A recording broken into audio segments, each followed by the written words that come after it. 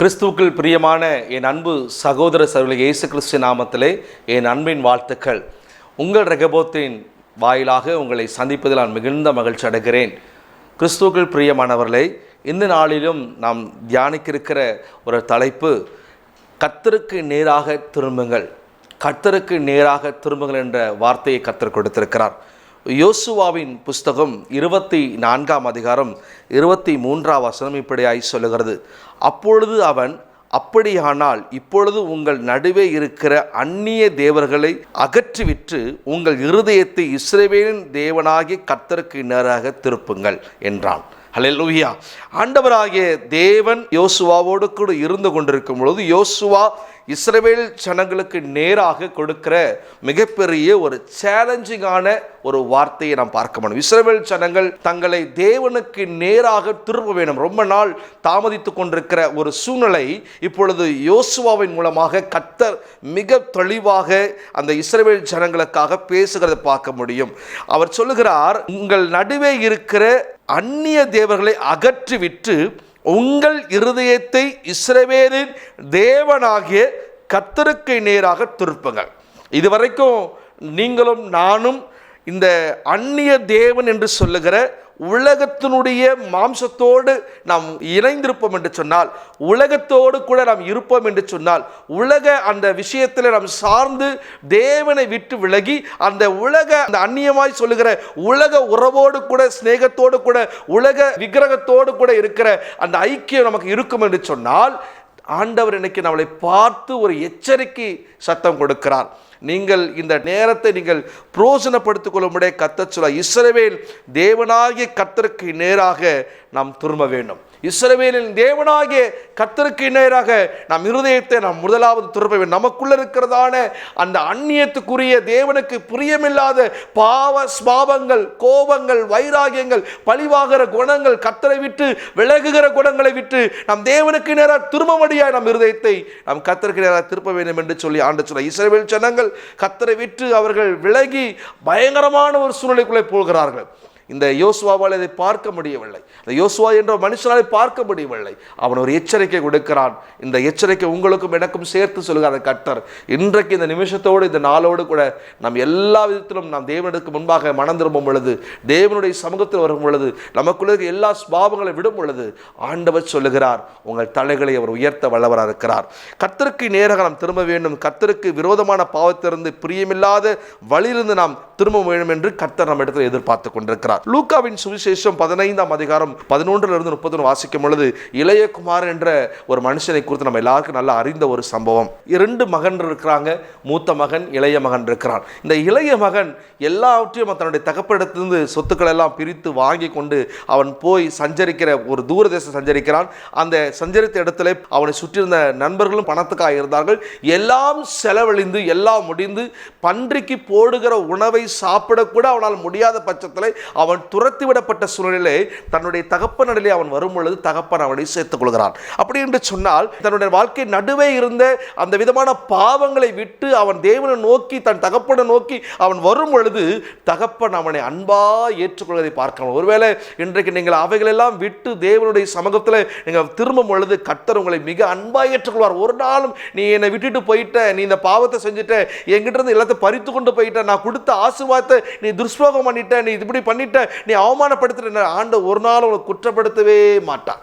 நீங்கள் ஆண்டவரை நோக்கி வரும் பொழுது ஆண்டவராகிய தேவன் உங்களை அவர் ஏற்றுக்கொண்டு உங்களை சந்தோஷமாய் உங்களை வாழ வைக்க முடியும். கிறிஸ்துவுக்குள் பிரியமானவர்களே, நம்முடைய தேவன் மன்னிக்கிற ஒரு தேவன். ஆகவே நீங்கள் மன்னிக்கிற தேவன் என்று சொல்லி செஞ்சுக்கிட்டே இருக்கலாம், மன்னிச்சுட்டே இருப்பார் அப்படின்னு நினைக்காதீங்க. ஒரு முறை நீங்கள் தேவனிடத்தில் வந்த பிறகு மறுபடியும் அந்த பாவத்தை செய்யாதபடிக்கு உங்கள் இருதயத்தை நீங்கள் தேவனுக்கு நேராய் திருப்ப வேண்டும். இஸ்ரவேல் ஜனங்களுக்கு இந்த வார்த்தையை கொடுக்கும் பொழுது யோசுவாவுடைய சூழ்நிலை என்ன தெரியுமா? இன்றைக்கு இவர்கள் இதை சரி செய்து கொள்ளவில்லை என்று சொன்னால் மிகப்பெரிய பிரச்சனைகள் எழும்ப போகிறது. இதை சரி செய்து சொல்வதற்கு தான் கர்த்தர் என்னை ஆயத்தப்படுத்தார் என்று சொல்லி அவன் மிக வைராகியமாக ஒரு சேலஞ்சாக இந்த வார்த்தையை அவன் கொண்டு வந்து சொல்லுகிறதை நாம் பார்க்க முடியும். இதையெல்லாம் விட்டு நாம் திரும்ப வேண்டும் என்று தேவன் எதிர்பார்க்கிறார் என்று ஒரு 5 காரியத்தை உங்களுக்கு நான் சுருக்கமாக நான் சொல்லி இந்த செய்தி நேரத்தில் நான் உங்களுக்காக ஜெபிக்க விரும்புகிறேன். முதலாவது, நீதிமொழிகள் 1ஆம் அதிகாரம் 23 கர்த்தருடைய கடிந்து கொள்வதற்கு நீங்க என்ன பண்ணணுமா? திருமணமா. நம்ம ஆண்டவர் நம்மள கடிந்து கொள்வதற்கு நம்ம திருமணம் அப்படின்னு வேதம் சொல்லுகிறது. அதில் 1ஆம் அதிகாரம் 23 என்று சொல்லுகிறது, சொல்லுகிறது, என் கடிந்து கொள்ளுதலுக்கு திரும்புங்கள், இதோ என் ஆவியை உங்களுக்கு அருளுவேன், என் வார்த்தைகள் உங்களுக்கு தெரிவிப்பேன். ஆண்டவர் நம்மளை கடிந்து கொள்ளும் பொழுது நம்ம என்ன பண்ணணுமா, ஆண்டவர்கிட்ட ஒப்பு கொடுக்கணும். ஆண்டவர் என்னை திட்டுறாரு, ஆண்டவர் என்னை தண்டிக்கிறாரு, ஆண்டவர் என்னை இப்படி நடக்க சொல்றாரு, இப்படி என்னால் பண்ண முடியாது, இதெல்லாம் ஆண்டவர் சொல்லக்கூடாது. என்னை ஆண்டவர் எப்பவுமே சாஃப்டாக நடத்தணும், என்னை ஒரு ஹாப்பியாக வைக்கணும். அப்படி இல்லாமல் ஆண்டவர் கடிந்து கொள்ளுகிறது உங்களை நீங்கள் இருதை திருப்பும் பொழுது ஆண்டவர் சொல்றாரு, அவர் ஆவி உங்களுக்கு தருவாராம், அவருடைய வார்த்தையை உங்களுக்கு தெரிவிப்பாராம். அவருடைய ஆவி, அவர் அபிஷேகத்தை உங்களுக்கு தந்து உங்களை ஆண்டவர் என்ன பண்ணாரா, உங்களுக்கு நல்ல நன்மைகளை கொடுத்து உங்களை ஆசீர்வதிப்பேன்னு சொல்றார். நீதிமொழிகள் 3ஆம் அதிகாரம் 11ஆம் வசனம் 12ஆம் வசனம் இப்படி சொல்கிறது, என் மகனே, நீ கர்த்தருடைய சிட்சையை அற்பமா எண்ணாதே, அவர் கடிந்து கொள்ளும் பொழுது நீ சோர்ந்து போகாதே என்று எழுதப்பட்டது. அப்படின்னா ஆண்டவர் சொல்றாரு, என் மகனே, என் மகளே, ஆண்டவர் உன்னை கடிந்து கொள்ளும் பொழுது அதை ரொம்ப அசட்டை பண்ணி அற்பமா எண்ணி அதை சோர்ந்து போகாதே, என்ன இப்படி பண்றார், ஒன்றும் பிடிக்கல அப்படி நினைக்காத. நீ அதை ஏற்றுக்கொள்ளும் பொழுது உன்னுடைய பாவ பழக்கத்தை விட்டு நீ அதை விலக்கி ஆண்டவரை கடிந்து கொள்ள ஏற்றுக்கொள்ளும் பொழுது ஆண்டவர் உன்னை மேன்மையாக வைப்பார். ஹல்லேலூயா. 12ஆம் வசனம் இப்படியே சொல்லுகிறது, தகப்பன் தன் நேசிக்கிற புத்திரனை சிட்சிக்கிறது போல கர்த்தரும் எவனிடத்தில் அன்பு கூறுகிறாரோ அவனை சிட்சிக்கிறார். ஆண்டவர் உன்னை ஒருவேளை கடிந்து கொள்கிறான்னு சொன்னால் அவனை ரொம்ப நேசிக்கிறார்னு அர்த்தம். உன்னை வெறுக்கல, அவர் நேசிக்கிறார். எப்பொழுதுமே உன்னை நேசிக்கிறவங்க தான் உன்னை கடிந்து கொண்டு உனக்கு புத்திமதிகளை சொல்லி உன்னை நல் உலகத்துக்கு நடத்துவாங்க. நீ எப்படியான போ, எப்படியா விடுன்னு சொல்றவங்க உன் மேல அக்கறை இல்லாதவங்க தான் சொல்லுவாங்க. ஆனால் நீ கர்த்தருக்கு நேராய் திரும்புவதற்கும் கர்த்தரிடத்தில் திரும்புவதற்கும் தான் கர்த்தர் சொல்றாரு, இந்த உன்னை நேசிக்கிறேன், உன்னை ரொம்ப நான் அன்பு கூறுறேன், ஆகவே என் சிற்சையும் என்னுடைய கடிந்து கொள்ளுதலும் நீ அற்பமா எண்ணாத, நான் உன்னை ரொம்ப நேசிக்கிறதுனால, நீ எனக்கு தேவைன்றதுனால தான் நான் உன்னை என்ன பண்றேன், கடிந்து கொள்கிறேன்னு கர்த்தர் சொல்றார். ஆகவே அப்படி உங்களை ஆண்டவர் கடிந்து கொள்ளும் பொழுது, அப்படி ஆண்டவர் உங்களுக்கு வசனங்களை கொடுத்து உங்களை திருப்பும் பொழுது நீங்க திரும்புவீங்கன்னு சொன்னா ஆண்டவர் உங்களை சொல்லுகிறார், நீங்கள் உயர்த்தப்படுவீர்கள். ஹல்லேலூயா.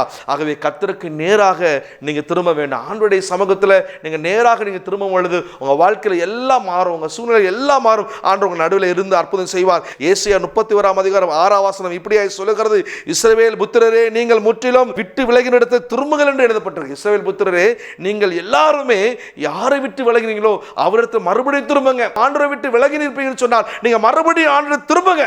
ஏன்னு சொன்னால் அந்த வசனம் சொல்லுகிறது, நான் உங்களை ஆசீர்வதிக்க போகிறேன். ஹல்லேலூயா. நான் உங்களை ஆசீர்வதிக்க போகிறேன். ஆண்டவர் உங்களை ஆசீர்வதிப்பதற்காக சொல்றாரு, நீங்க மனம் திரும்புங்க. மனம் திரும்ப, இந்த உலகத்தில் நம்ம இன்னும் மனம் திரும்பாம நிறைய விஷயங்கள் இருக்கு, நிறைய காரியங்கள் இருக்கு. நம்ம ஆண்டவரத்தை மனம் திரும்பும் பொழுது ஆண்டவராகிய கர்த்தர் சொல்லுகிறார், உங்களை ஆசீர்வதிப்பார். ஹல்லேலூயா. இரண்டாவதாக நம்ம பார்க்கும் பொழுது சகல அருவருப்புகளை விட்டு திரும்ப வேண்டும். முதல்ல நான் உங்களுக்கு சொல்லியிருக்கேன், கர்த்தருடைய கடிந்து கொள்வதற்கு நம்ம என்ன பண்ணணும், திரும்ப வேண்டும் என்று. இரண்டாவது, சகல அருவருப்புகளை விட்டு திரும்ப வேண்டும். எசேக்கியேல் 14:6 சொல்லுகிறது அழகாக, ஆகையால் நீ இஸ்ரவேல் வம்சத்தாரை நோக்கி திரும்புங்கள், உங்கள் நகரலான விக்கிரகங்களை விட்டு திரும்புங்கள், உங்கள் சகல அருவருப்புகளை விட்டு உங்கள் முகங்களை திருப்புங்கள் என்று கர்த்தராகிய ஆண்டவர் சொல்லுகிறார்.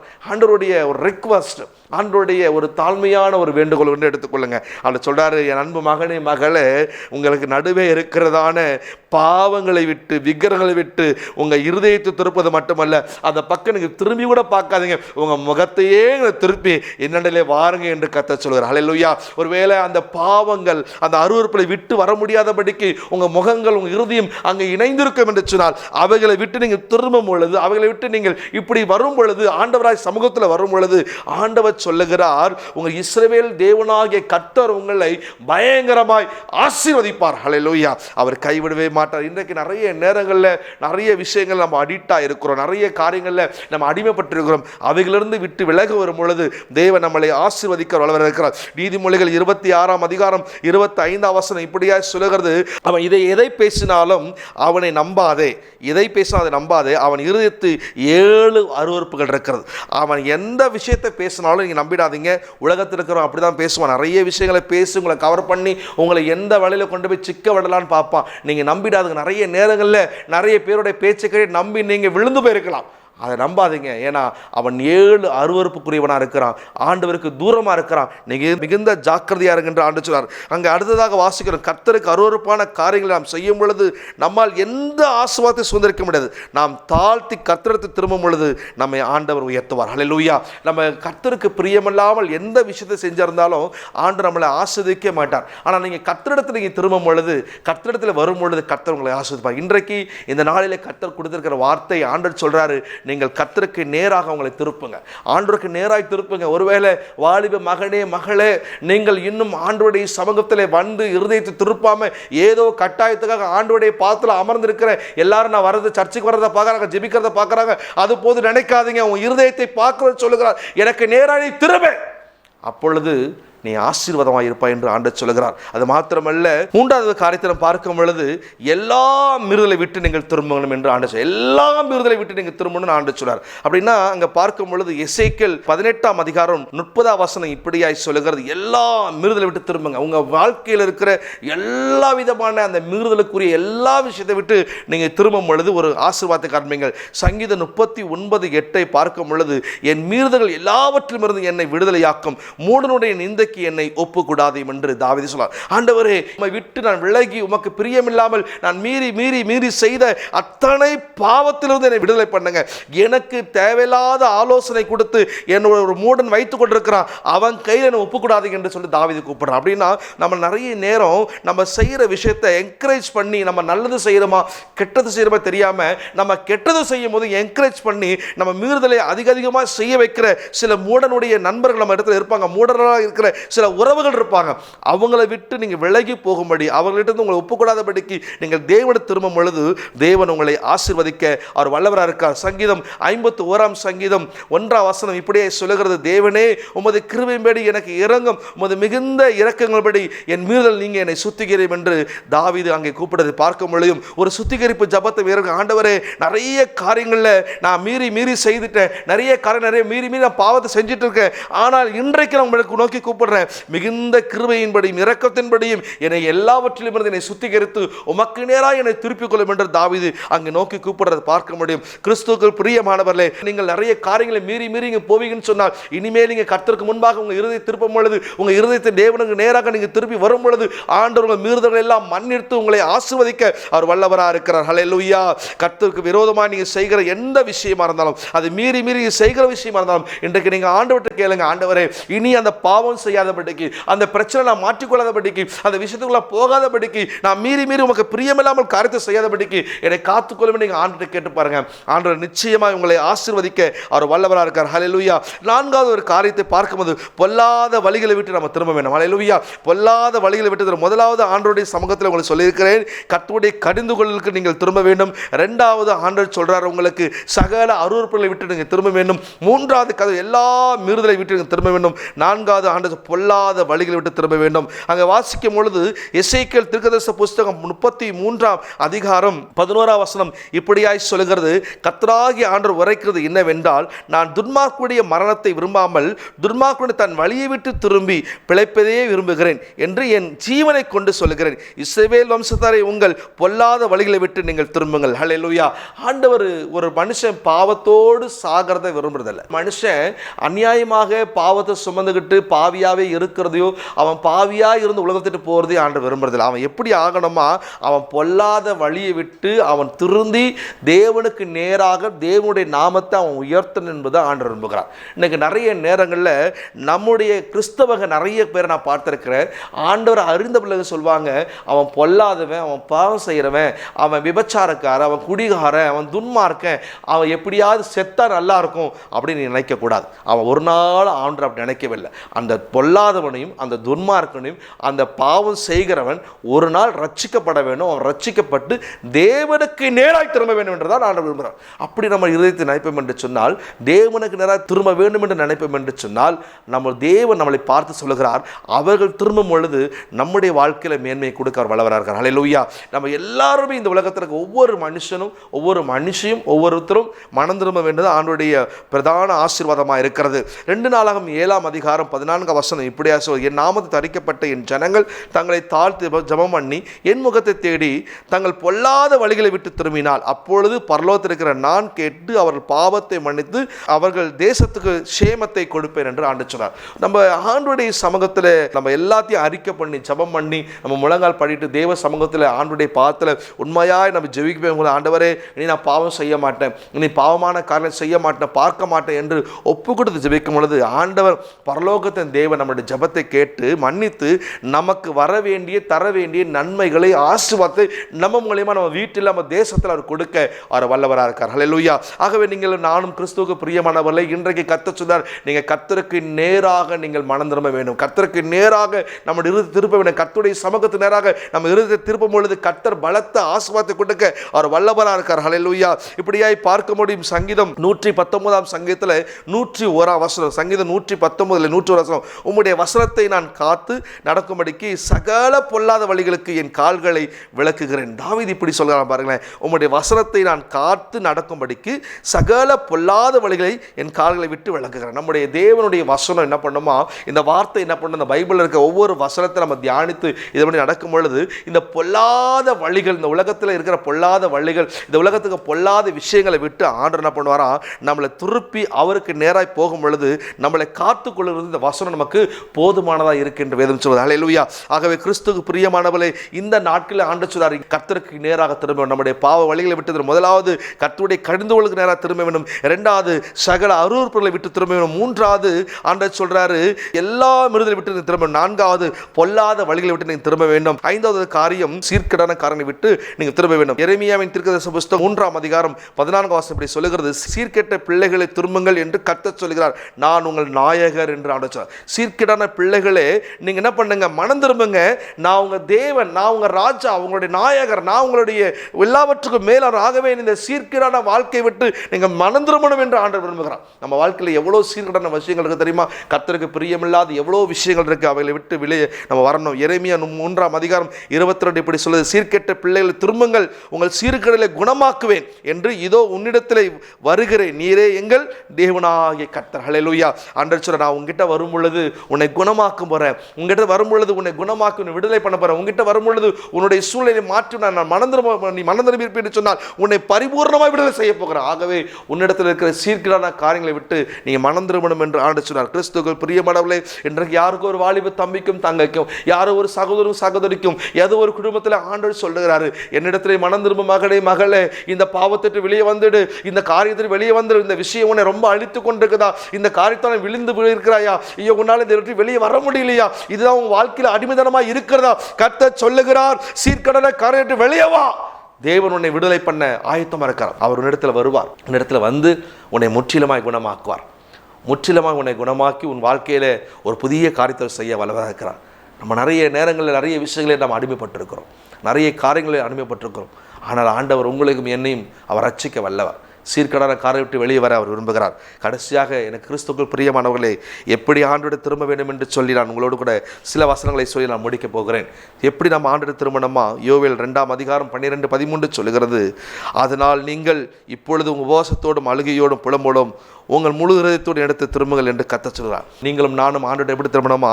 உபவாசத்தோடும் புலம்போடும் அழுகையோடும் தேவனை திரும்பும் பொழுது ஆண்டவர் நம்மளை மன்னிக்க வல்லவராக இருக்கிறார். 13 வசனம் சொல்லுகிறது, நீங்கள் உங்கள் வஸ்திரங்கள் அல்ல, உங்கள் இருதயத்தை கிழித்து உங்கள் தேவனாய் கர்த்தரிடத்தில் திரும்புங்கள். அவர் இரக்கமும் மனதிற்கும் நீடிய சாந்தம் மிகுந்த கிருபையும் உள்ளவர், அவர் தீங்குக்கு மனசாப்படுகிறவருமாய் இருக்கிறார்.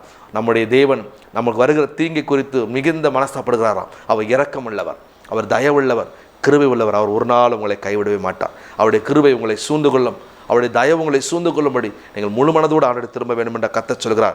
சகரியாவின் தீர்க்கதரிசன புத்தகம் 9 அதிகாரம் 12 வசனம் இப்படி சொல்லுது, நம்பிக்கையுடைய சிறைகளை அரணுக்கு திரும்புங்கள், இரட்டிப்பான நன்மையை தருவேன், இன்றைக்கே தருவேன். ஆண்டவர் சொல்கிறார், நீங்கள் அவர்கிட்ட திரும்பும் பொழுது, அவர்கிட்ட நீங்கள் வரும் பொழுது ஒரு நன்மையான ஆசீர்வாதம் இருக்கிறது. அது சாதாரணமாக இல்லை, ரெட்டிப்பாய் கொடுக்க வல்லவர், ரெட்டிப்பாய் கொடுக்க வல்லவர். அவர் ரெட்டிப்பாய் கொடுக்கும் பொழுது அது யாரால் தடுக்க முடியாது?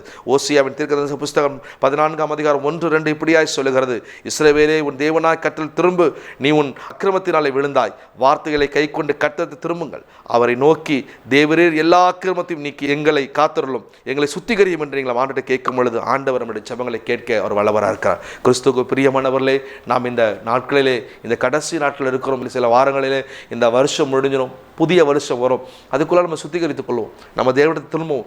இந்த நாட்கள், வருஷம் தொடங்கின நாட்கள்லேருந்து இந்த நாள் வரைக்கும் எத்தனையோ கர்த்தருக்கு பிரியமில்லாமல் அருவருப்பான விஷயங்கள், பாவமான காரியங்கள், தேவனை விட்டு விலகி போன காரியங்கள், மறுதலித்த காரியங்கள், அவரை விட்டு நம்ம எவ்வளோ தூரத்து விலகி போயிருந்தாலும் இன்றைக்கு நம்ம ஆண்டவரை திரும்பும் பொழுது இஸ்ரவேல் ஜனங்களுக்கு கொடுத்த வாக்குத்தத்தத்தை நம்ம கொடுக்குறார். ஆண்டவர் சொல்றாரு, உங்கள் நடுவே இருக்கிற அந்நிய தேவர்களை விட்டு விலகி வாங்க, நான் உங்கள் நடுவில் வந்து அற்புதம் செய்வேன்னு சொல்கிறார். இன்றைக்கு நீங்கள் என்னிடத்தில் பாவங்களை விட்டு அறிக்கை பண்ணி தேவனிடத்தில் வரும்பொழுது கர்த்தர் நம்மளை நிச்சயமாக நினைத்தருவார். நம்முடைய வாழ்க்கையை அவர் ஆசீர்வதிக்க அவர் வல்லவராக இருக்கார். கண்களை முடிச்சோம். நல்ல தெய்வமே இயேசு சுவாமி, இந்த அருமையான வேளையில் ஆண்டவரே மனம் திரும்ப வேண்டும் என்று சொல்லி எந்த தம்பி தங்கச்சி, எந்த அண்ணன் அக்கா, ஆண்டவர் எந்த தாய் தகப்பன், ஆண்டவர் எந்த சிறு பிள்ளைகள், வாலிப பிள்ளைகளுடைய பாட்டலை ஆண்டவர் இந்த வார்த்தை கேட்கும் பொழுது ஆண்டவரே எங்கள் இறுதி திருப்பம் ஆண்டவரே, நாங்கள் இப்படியாப்பட்ட பாவங்கள் எல்லாம் செய்தோம் ஆண்டவரே, நரகலான பாவங்களை செய்து விட்டு விலகி போயிட்டோம் ஆண்டவரே, ஒரு விஷயங்களை நினைத்தருளும் என்று சொல்லி யாரெல்லாம் கேட்கிறார்களோ அவர்கள் மேல் உம்முடைய இரக்கத்தையும் தயவெடுத்து பிள்ளைகள் மேல் உம்முடைய கார்வணியத்தை வைத்து ரட்சித்தாண்டு சுத்திகரித்து உம்முடைய பிள்ளையாய் ஏற்றுக்கொண்டு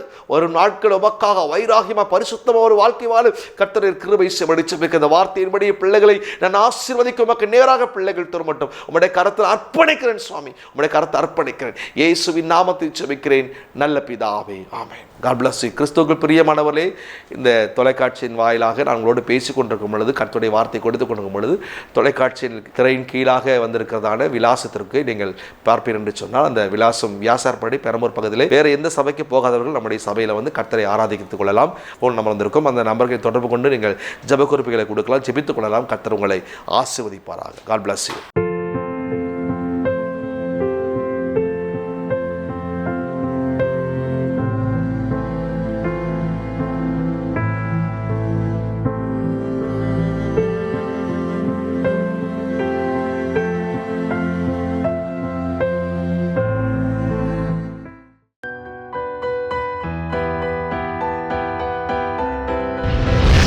கர்த்தர் உங்களை ஆசீர்வதிப்பாராக.